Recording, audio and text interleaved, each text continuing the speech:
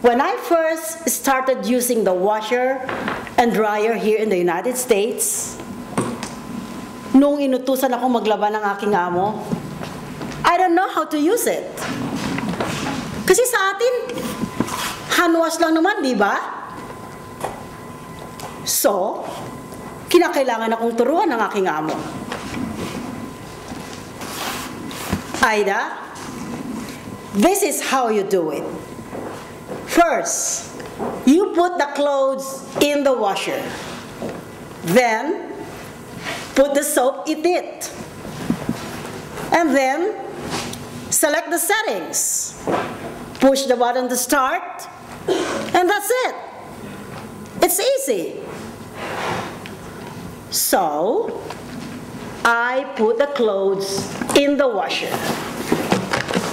But, I grabbed the dishwashing soap and squirted a lot of it in there.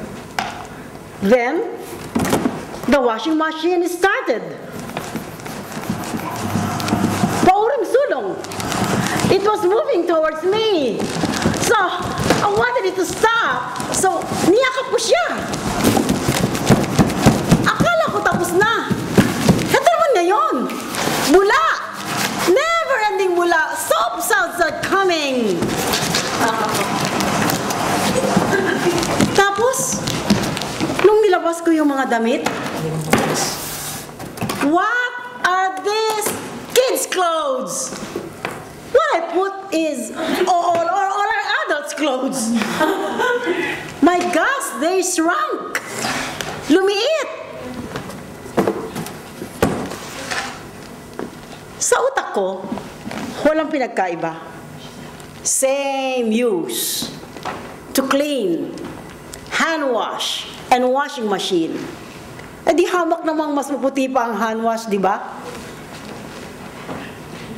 So, I will use hand washing. It's better that way. If only my boss would listen.